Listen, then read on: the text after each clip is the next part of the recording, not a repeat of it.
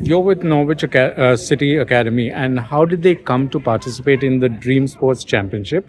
And what were your initial expectations going into the tournament?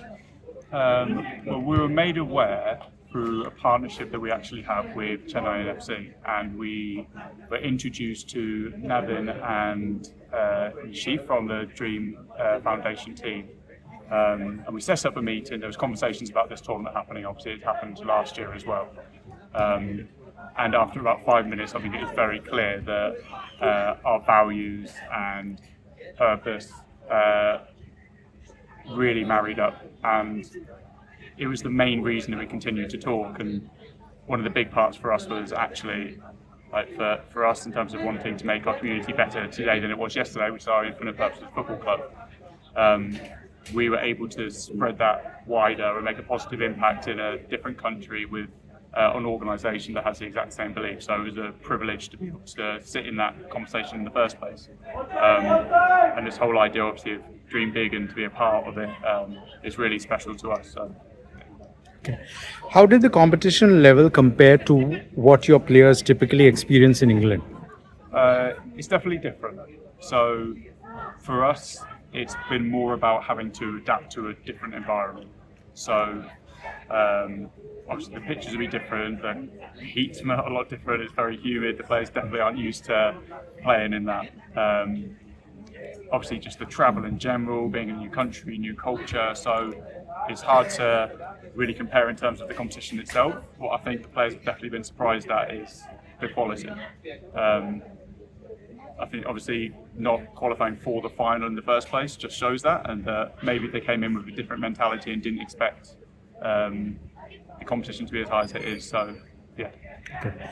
Were there any players or teams at the DreamSports Championship that particularly impressed you? I think the standard throughout the whole competition has been high. Every team has got players that I'm sure they think have got high potential within their own football clubs. There's been some really good performances on show. Different games have shown different performances. So, no, I think the competition level is really high. I mean, a part of the conversations in the first place with DreamSports was about creating a competition where best play best, best be best, because that's the best opportunity to grow. And it's very clear here in this competition that you're seeing best be best in the country. So hopefully that continues. Are there any lessons or insights that you would be taking back from the championship?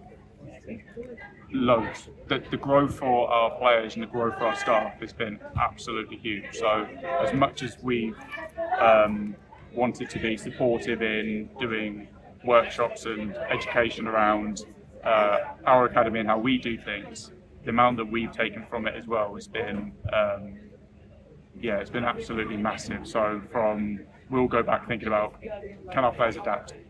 The adaptability that is needed at the highest level of the game. They've been pushed completely out their comfort zone and have had to adapt to so many things at once.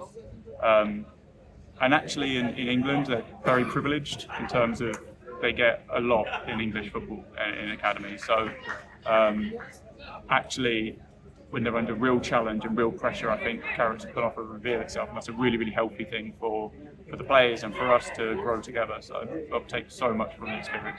Okay. And what message would you give to the organizers of the DreamSports Championship and to any other clubs that are considering joining? Well, first of all, don't stop, because I think what they're doing is incredibly special. I think it's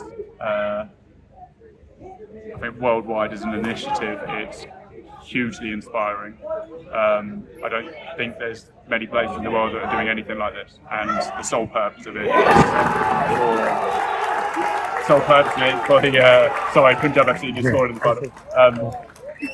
The sole purpose is to obviously create a better platform for young aspiring football players to actually have the opportunity to go and possibly play professional football one day.